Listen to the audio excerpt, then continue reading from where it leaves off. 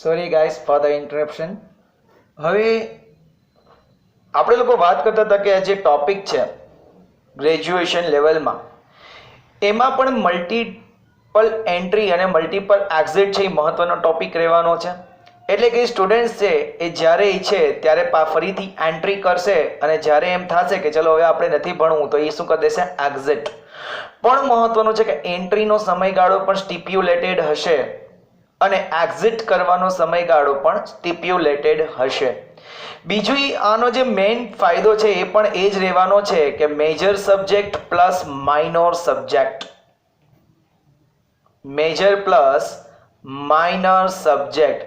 એનો મતલબ એવો થવાનો છે કે અહીંયા કોઈ સ્ટુડન્ટ છે એક મેજર સબ્જેક્ટ પોતાનો રાખી શકશે અને સાથે સાથે પોતાના સ્કિલ આધારિત એક માઇનર સબ્જેક્ટ પણ રાખી શકશે ફ્રેન્ડ્સ. એટલે આમાં પણ આપણે કહી શકીએ કે અહીંયા પણ જે થવાનું છે એ મિક્સઅપ થવાનું છે. અહીંયા પણ અલગ અલગ સબ્જેક્ટ છે એ સ્ટુડન્ટ સિલેક્ટ કરી શકવાનો છે. બીજું મહત્વનો નિર્ણય આનો એ હતો કે મેં તમને પહેલા જ કહી દીધું કે પોસ્ટ ગ્રેજ્યુએશન છે એ 1 યરનું અથવા તો 2 યરનું રહેશે. પોસ્ટ ગ્રેજ્યુએશન એટલે કે માસ્ટર. ઠીક છે. જે લોકોએ ખાલી ડિગ્રી કરી છે 3 યર્સની, ઓનલી ડિગ્રીઝ, પણ કયા યરની? 3 યર્સ સુધી જ ફક્ત ગ્રેજ્યુએશન કમ્પ્લીટ કર્યું છે, બરોબર છે. એના માટે આ જે રહેવાનું છે એ 2 યર્સનો માસ્ટરનો કોર્સ રહેશે. અને જે લોકોએ રિસર્ચ કમ્પ્લીટ કર્યું હશે એ લોકો માટે આ કોર્સ રહેશે 1 વર્ષનો. એટલે ઇન શોર્ટ કહેવા માંગે છે કે ગ્રેજ્યુએશન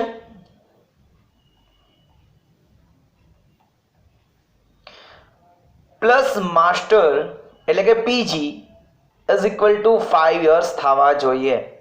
ઇન શોર્ટ આવું કહેવા માંગે છે કે ગ્રેજ્યુએશન પ્લસ માસ્ટરનો ટોટલ કરો તો યર થવા જોઈએ 5. એટલે તમે સમજી ગયા કે જે લોકોએ ગ્રેજ્યુએશનમાં ખાલી ડિગ્રી કર્યું હશે, 3 યર્સની ડિગ્રી હશે, બરોબર છે, તો એને માસ્ટર કેટલા યરનું થઈ જશે? 2 યર્સનું. ડિગ્રી વાળાને માસ્ટર થશે 2 યર્સનું, બરોબર છે.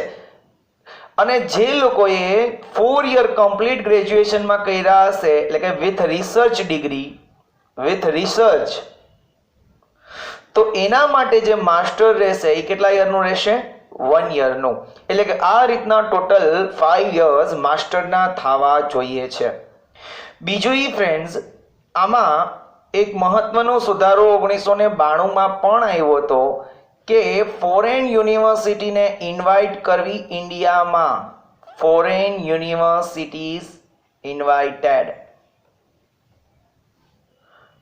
Four education. ફોરેનની જે યુનિવર્સિટી છે એને ઇન્વાઇટ કરવાની વાત આવે છે કે ફોરેનની કોઈ યુનિવર્સિટી છે એ અહીંયા પોતાની બ્રાન્ચ સ્થાપી, બરોબર છે, પોતાની યુનિવર્સિટી સ્થાપી અને પોતે એજ્યુકેશન વિદ્યાર્થીઓને આપી શકે. 1992માં પણ આ વાત છે એને પ્રપોઝ કરી હતી, પણ ત્યારે કોઈ પણ જાતનો બેનિફિટ મળ્યો નહોતો. રીઝન એવું હતું કે ત્યારે કંઈક ડિપોઝિટ અમાઉન્ટ ફોરેન યુનિવર્સિટી પાસેથી 50 કરોડની આસપાસ લેવાની સરકારે નક્કી કર્યું હતું. પ્રોબ્લેમ એવો થતો હતો, શું કામ એને ડિપોઝિટ નક્કી કર્યું હતું? What is the reason behind taking the deposits from the universities? એટલા માટે કારણ કે આ જે બહારની યુનિવર્સિટી છે એ ઇન્ડિયામાં આવે, વિદ્યાર્થીઓ પાસેથી ફી કલેક્ટ કરી અને જો વહી જાય અહીંથી તો વિદ્યાર્થીઓના રેવન્યુનો લોસ થાય. એટલા માટે સરકારે ડિપોઝિટ એની પાસેથી લેવાનું ત્યારે નક્કી કર્યું હતું. The amount would be at that time 50 crore rupees. આ વખતે આપણી જે 2020ની પોલિસી છે એમાં પણ ફોરેન યુનિવર્સિટીઝને ઇન્વાઇટ કરી છે, પરંતુ હજી ડિપોઝિટની અમાઉન્ટ કોઈ નક્કી નથી કરી. બીજું આનો બેનિફિટ એ રહેશે, તમે બધા વિચારશો કે બધી યુનિવર્સિટી અહીંયા ઇન્વાઇટ થશે. નો, નહીં. Only top 50 university, only top 50 universities of respective country. કોઈ કન્ટ્રી હશે એની 50 ટોપ 50 જે યુનિવર્સિટી હશે અથવા એ લોકોને જ અહીંયા એન્ટ્રી મળશે. બીજી કોઈ યુનિવર્સિટીને આમાં એન્ટ્રી મળવાની નથી. Sorry, only 50 universities of the world, of the world, not country but world, કે વર્લ્ડની ટોપ જે 50 યુનિવર્સિટીઝ છે, બરોબર છે, એ લોકોને જ આની અંદર એન્ટ્રી મળવાની છે. બીજી કોઈ યુનિવર્સિટી આની અંદર છે એમાં એન્ટ્રી કરી શકશે નહીં. એક આ એનો મેજર ઇશ્યુ, મેજર પોઈન્ટ રહેવાનો છે. બીજું આ પોલિસીનો જે મુખ્ય ઉદ્દેશ આ યુનિવર્સિટીને અહીંયા બોલાવવાની અને બીજો મુખ્ય ઉદ્દેશ જે આ પોલિસી ચેન્જ કરી છે એ છે કે જે ફોરેન સ્ટુડન્ટ્સ છે, ફોરેન સ્ટુડન્ટ્સ એ પણ ઇન્ડિયામાં આવે સ્ટડી માટે, ઇન્ડિયામાં આવે સ્ટડી માટે, એવો પણ આનો ઉદ્દેશ્ય છે. એટલે આ જે આખી પોલિસી બની છે એ આધારિત બની છે કે ફોરેનના જે સ્ટુડન્ટ છે એ પણ સ્ટડી કરવા માટે પોતે ઇન્ડિયામાં આવે. અને બીજું કે આપણા જે સ્ટુડન્ટ્સ છે ઇન્ડિયાના, એ લોકો વિદેશમાં જાય છે તો એ વિદેશમાં જતા થોડેક અંશે એને અટકાવી શકાય અને એને ક્વોલિટી એજ્યુકેશન પ્રોવાઈડ કરી શકાય. આ એક આનો મેઇન ઉદ્દેશ્ય છે, ક્વોલિટી એજ્યુકેશન. ઠીક છે, ક્વોલિટી એજ્યુકેશન છે, સ્કિલ એજ્યુકેશન છે, મેઇન મોટો આનો આ રહેશે. અને સ્કિલ એજ્યુકેશન દ્વારા આ દરેક લોકોને એક્સપર્ટ બનાવવા માંગે છે પોતાના ફિલ્ડમાં, કે જે ફિલ્ડ સ્ટુડન્ટ પોતે સિલેક્ટ કરશે એ ફિલ્ડમાં એ શું બનશે, એક્સપર્ટ બનશે. એ આ પોલિસીનો હેતુ છે. બીજું કે કોઈને બ્લેમ નહીં કરી શકે, કારણ કે સ્ટુડન્ટ જાતે જ છે પોતાનું પ્રોફેશન સિલેક્ટ કરશે, એટલે ભવિષ્યમાં ચાન્સીસ ઓછા રહેશે કે એકબીજા વ્યક્તિઓને બ્લેમ કરે કે હું આ ન કરી શક્યો, હું ઓલું ન કરી શક્યો. બીજું મહત્વનું મેં તમને સ્કૂલિંગ માટે કીધું હતું કે અત્યારે નિયર અબાઉટ 60 બોર્ડ્સ આપણા ઇન્ડિયામાં ચાલુ છે અને આના ઉપર પણ એક જ ફ્રેમવર્ક બનાવવાની વાત ચાલે છે કે આને પણ એક જ ગાઈડલાઈન દ્વારા ઓપરેટ કરી શકાય. પણ એના માટેની જે ચર્ચા વિચારણા છે એ ભવિષ્યમાં આપણે જોશું કે કેટલું નક્કી થશે, કેટલું છે એ આ લોકો એની અંદર એડ કરે છે, એ આપણે ભવિષ્યમાં જોવાનું રહેશે. એના પછી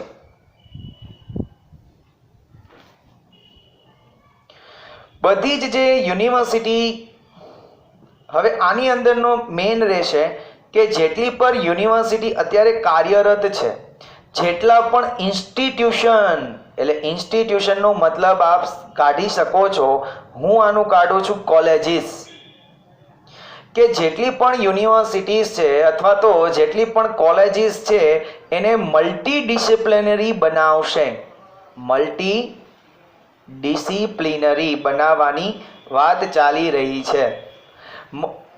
એનો મતલબ એવો થયો, મેં તમને અગાઉ જ વિડીયોમાં કીધું હતું કે રોજગારીની તકો વધવાના મને અહીંયા ચાન્સીસ દેખાય છે.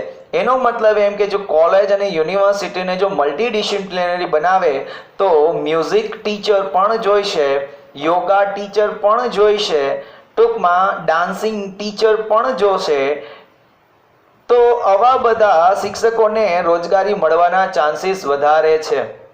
એટલે મલ્ટી ડિસિપ્લિનરી દ્વારા આપણે એવું સમજી શકીએ કે રોજગારીનું પણ સર્જન થશે. એટલે આ રોજગારી લક્ષી પણ નીતિ હું માની રહ્યો છું આને ફ્રેન્ડ્સ.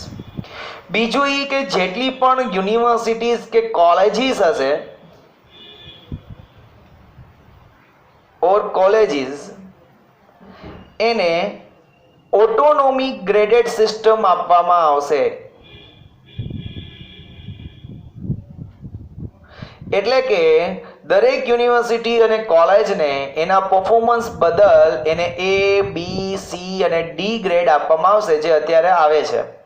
અને આ ગ્રેડ જ નક્કી કરશે કે કઈ યુનિવર્સિટીને કેટલું આપણે લોકોએ ફંડિંગ, ફાઇનાન્શિયલ સપોર્ટ કરવો, ફંડિંગ, ગ્રાન્ટ ઓર ફાઇનાન્શિયલ સપોર્ટ કરવો. એ ગવર્મેન્ટ આ ગ્રેડ આધારિત નક્કી કરશે. માનો કે કોઈ યુનિવર્સિટીનું પરફોર્મન્સ D ગ્રેડ છે અથવા C ગ્રેડ છે તો એનું ફંડિંગ ઓછું થશે અને આ C અને D ગ્રેડના ઇમ્પ્રુવમેન્ટ માટે સરકાર પણ પોતે પ્રયત્ન કરશે. આનો હેતુ એ છે કે દરેક વિદ્યાર્થીને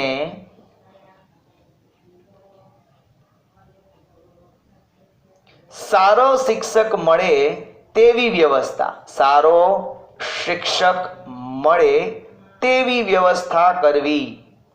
એટલે કે દરેક વિદ્યાર્થી છે એને એક ઉત્તમ ગુરુ, ઉત્તમ શિક્ષક મળી રહે, આ યુગનો એ આ નેશનલ એજ્યુકેશન પોલિસીનો મહત્વનો એજન્ડા છે. એટલે જ એને ઇંગ્લિશમાં લોકોએ દર્શાવ્યું છે કે નેશનલ મિશન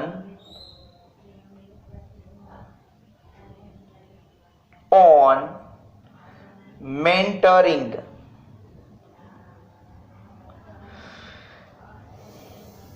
બીજું, મેં પહેલાં જ કીધું હતું કે બધા જ જે રેગ્યુલેશન્સ હશે એની એક જ બોડી હશે. યુજીસી અને એઆઈસીટી કદાચ મર્જ કરીને અથવા બીજી કોઈ રીતના રેગ્યુલેશન કોઈ એક જ બોડી કરવાનું છે. બીજી વાત કહી હતી કે આનો મેઇન ફાયદો એ રહેશે કે ઓનલાઈન સેલ્ફ ડિસ્ક્લોઝર. દરેક સ્કૂલ અને યુનિવર્સિટીએ ઓનલાઈન સેલ્ફ ડિસ્ક્લોઝર કરવાનું રહેશે, જેથી કરીને હ્યુમન ઇન્ટરવેન્શન ઓછું રહેશે. ઠીક છે. બીજું બહુ મહત્વનું, સ્કૂલ પ્લસ કોલેજ બંને માટે, સ્કૂલ પ્લસ કોલેજ બંને માટે એક સારા સમાચાર કહી શકાય કે આનું જે fees fixation within regulatory framework કરવાનું છે. રેગ્યુલેટરી ફ્રેમવર્ક એટલે કે અહીંયા પણ રેગ્યુલેશન સરકાર બનાવવાની છે કે કોઈ સ્ટ્રીમ, કોઈ કોર્સનો કેટલી ફીસ છે એ કોઈ સ્કૂલ લઈ શકશે અથવા તો યુનિવર્સિટી છે એ એની ફીસ છે એ કઈ રીતે ડિસાઇડ કરી શકશે. બીજું મહત્વનું, મેં તમને પહેલાં જ કીધું હતું કે સરકારનો ઉદ્દેશ્ય પબ્લિક ઇન્વેસ્ટમેન્ટનો આ વર્ષે ઝાઝો છે. પબ્લિક ઇન્વેસ્ટમેન્ટ જ્યારથી આ પોલિસી લાગુ પડશે ત્યારે જીડીપીના 6% એજ્યુકેશનમાં ઇન્વેસ્ટમેન્ટ થશે. ઇન્વેસ્ટમેન્ટ આ લોકો કરવાના છે જીડીપીના 6%. અને અત્યારે રાઈટ નાવ આપણું ઇન્વેસ્ટમેન્ટ 4.3% ઓફ જીડીપી છે, જે વધી અને 6% સુધી પણ લઈ જવાના કામ ચાલુ છે. બીજું, એ સરકાર છે એ રિસર્ચ જે ફાઉન્ડેશનના મોટા મોટા પ્રોગ્રામ હશે એને પોતે મોટા પ્રોજેક્ટને ફાઇનાન્સ કરશે.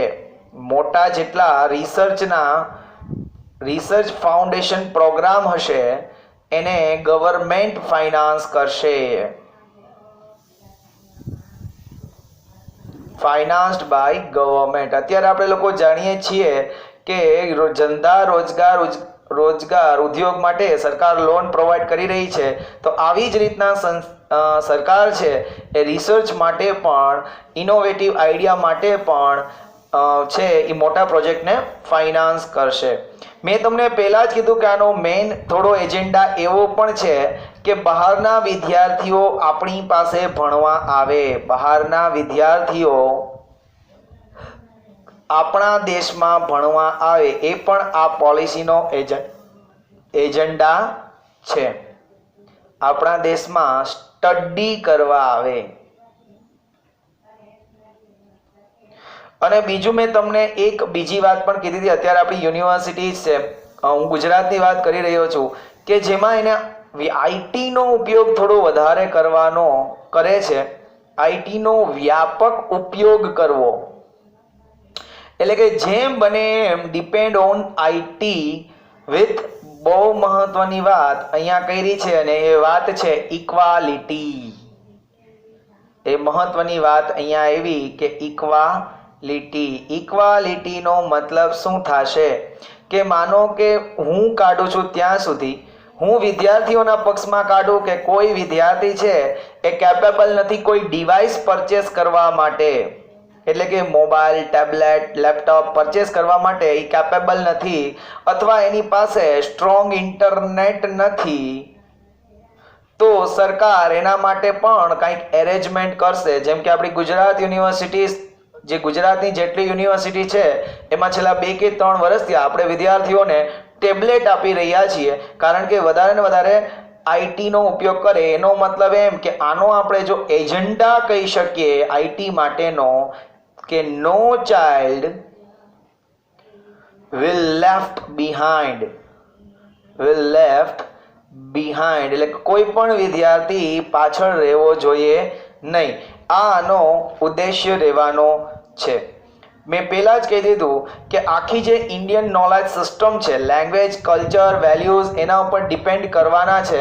એનો મતલબ એવો થશે, એનો મતલબ કંઈક આવો પણ થશે કે આ પોલિસી છે એ લિટરેચર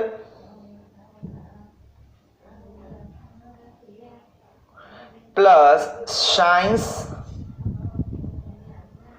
પ્લસ ઇન્ડિયન લેંગ્વેજ પર ફોકસ કરશે.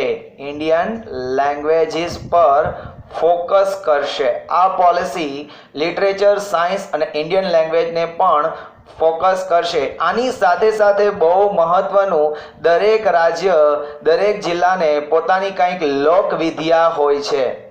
લોકવિદ્યા જેને કહેવામાં આવે છે ટ્રેડિશનલ આર્ટ, એને પણ ફોકસમાં લેવાની છે.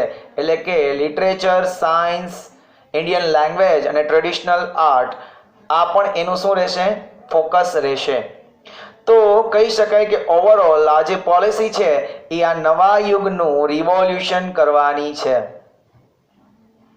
આપણા જેવા વિદ્યાર્થીઓ ન બને, વિદ્યાર્થીઓ છે એ મલ્ટી ટેલેન્ટેડ બને. મલ્ટી ટેલેન્ટેડ, હું મલ્ટી ટેલેન્ટેડ કહેવા માંગુ છું વિથ સ્કિલ. સ્કિલની સાથે વિદ્યાર્થીઓ મલ્ટી ટેલેન્ટેડ બને એ જરૂરી રહેશે આ પોલિસીની અંતર્ગત. શું કામ એને? કારણ કે કોઈ એક વિદ્યાર્થી છે એ કોઈ એક જોબમાં જાય છે અથવા કોઈ એક પ્રોફેશનમાં જાય છે અને સમહાવ એને એ જોબ અને પ્રોફેશન લેફ્ટ કરવી પડે છે અથવા એની જોબ જતી રહે છે, તો એની પાસે સેકન્ડ ઓપ્શન શું? જો આ એજ્યુકેશન સિસ્ટમ ફ્રેન્ડ્સ લાગુ પડી ગઈ અને વ્યવસ્થિત એનું અમલીકરણ થયું તો વિદ્યાર્થીઓ પાસે ભવિષ્યમાં 3, 4, 5 ઘણા બધા ઓપ્શન રહેશે કે જેમાં એ પોતાની આવક ઉપાર્જન કરી શકશે. આજે આપણે લોકો સૌ જાણીએ છીએ કે લોકડાઉનના પીરિયડમાં સૌથી વધારે હેરાન થયા હોય તો એ પ્રાઇવેટ ટીચર્સ છે. કારણ કે પ્રાઇવેટ ટીચર્સ છીએ આપણે લોકો, તો આપણે લોકો ખાલી એજ્યુકેશન પ્રોવાઈડ કરીએ છીએ. એનો મતલબ એવો થયો કે આપણે લોકો કોઈ બીજા ફિલ્ડમાં જઈ શકતા નથી. ઠીક છે, અપવાદ કેસ હોય છે જે આપણે લોકો ન્યૂઝમાં નિહાળીએ છીએ. તો સૌથી વધારે હેરાન આવા થયા. તો આવી ક્રિટિકલ સિચ્યુએશન ન આવે એવો પણ આનો ઉદ્દેશ્ય છે. બીજું એ સ્ટુડન્ટ્સ છે એ ક્રિટિકલ થિંકિંગ કરે. ક્રિટિકલ થિંકિંગ, લોજિકલ થિંકિંગ, એ આ પોલિસીનો ઉદ્દેશ્ય છે કે સ્ટુડન્ટ્સ છે એ ક્રિટિકલ થિંકિંગ કરશે, લોજિકલ થિંકિંગ કરશે. એનું સ્ટુડન્ટ્સનું મનોબળ વધારવાની વાત છે. કારણ કે આપણે બધા જાણીએ છીએ કે આ યુગમાં આઈટી આવ્યા પછી દરેક સ્ટુડન્ટ્સનું મનોબળ છે એ ઘટતું જાય છે. આપણે જે ટીચર લોકો છે ક્લાસમાં ફીલ કરી રહ્યા જ છે કે ભૂતકાળના 10-15 વર્ષ પહેલાના વિદ્યાર્થી અને આજના 10-15 પછીના વિદ્યાર્થીઓમાં કદાચ હોશિયારીનો ડિફરન્સ હોઈ શકે, પણ એની જે મનોબળ શક્તિનો તફાવત છે એ ઘણો ઊંડો છે. આપણો એ જ દેશ છે કે જ્યાં સ્વામી વિવેકાનંદજીએ જન્મ લીધો હતો, એપીજે અબ્દુલ કલામજીનો જન્મ થયો હતો. તો આપણે લોકો હવે એવા જ સ્વામી વિવેકાનંદજી, એવા જ એપીજે અબ્દુલ કલામજી, કારણ કે વિચારો કે આ પોલિસી જ એવી છે મલ્ટીડિસિપ્લિનરી કે જેમાં માનો કે કોઈ વિદ્યાર્થીને નાનપણથી સ્પેસમાં રસ છે, તો વિદ્યાર્થી શું શીખશે? નાનપણથી સ્પેસ વિશે જ શીખશે. બરોબર છે. મેં પહેલા જ વાત કહી કે ગિફ્ટેડ જે સ્ટુડન્ટ્સ હશે એને આઈડેન્ટિફાય કરી અને આવા જે કોર્સિસ છે એમાં પણ ઇન્ક્લુડ કરવામાં આવશે. બીજી વાત મેં તમને એ કહી હતી કે વિદ્યાર્થીઓને નાનપણથી જ એટલે કે at the age of 6 coding system ભણાવવામાં આવશે અને કોડિંગ સિસ્ટમ જે ભણાવશે એને કારણે વિદ્યાર્થીઓનો છે એ વિચારવાની શક્તિ ઘણી વધી જવાની છે. મેં તમને પહેલા જ કીધું કે આ જે પોલિસી બની છે એ ઘણા બધા વિચાર વિમર્શ પછી બની છે. ઠીક છે. નિયર એબાઉટ મેં વાંચ્યું હતું કે 2.5 લાખ પંચાયત સાથે ચર્ચા વિચારણા થઈ છે. 2.5 લાખ પંચાયત સાથે ચર્ચા વિચારણા થઈ છે. કોઈ સામાન્ય વ્યક્તિ હોય એનો પણ, સામાન્ય જે વ્યક્તિ છે એના પણ આ પોલિસી માટે સજેશન લેવામાં આવ્યા છે અને આ સૌ પહેલી વખત બન્યું છે કે જ્યારે ભારત દેશમાં સામાન્ય વ્યક્તિને પણ પ્રાધાન્ય મળ્યું હોય. my.gov.in સાઇટ ઉપર આ બધા સજેશન્સ છે એ લેવામાં આવતા હતા. ઠીક છે ફ્રેન્ડ્સ, તો આ સાથે હું મારી એજ્યુકેશન પોલિસીનું એનાલિસિસ એ ખતમ કરું છું ફ્રેન્ડ્સ. મને જે પ્રમાણે હું આ પોલિસીને સમજી શક્યો એ પ્રમાણે મેં આ પોલિસીનું એનાલિસિસ કર્યું છે. જો આ પોલિસીના એનાલિસિસમાં કોઈ ક્ષતિ રહી ગઈ હોય તો મને માફ કરી દેજો. જો કોઈ હજી મારું એનાલિસિસ ચાલુ છે ફ્રેન્ડ્સ, અને જો મને એવું લાગશે તમારા તરફથી કોઈ રેકમેન્ડેશન આવશે તો હું આનો નેક્સ્ટ વિડીયો શોર્ટમાં પાછો ખરેખર બનાવીશ મિત્રો. હજી કહું છું, કોઈની લાગણી દુભાઈ ગઈ હોય તો મને ક્ષમા કરજો. જો પોલિસી અને એક્સપ્લેન કરવામાં મારાથી કોઈ ક્ષતિ રહી ગઈ હોય તો મને માફ કરજો. જો તમને આ વિડીયો પસંદ આવે તો બીજે આગળ શેર કરજો અને હવે નવા વિડીયોની રાહ જોજો, જેના માટે હું નવો કાંઈ વિડીયો નવા કોઈ ટોપિક વિશે બનાવી શકું. તો ફ્રેન્ડ્સ, મને બસ આટલું જ છે. મને રજા આપો. જય હિન્દ, જય ભારત.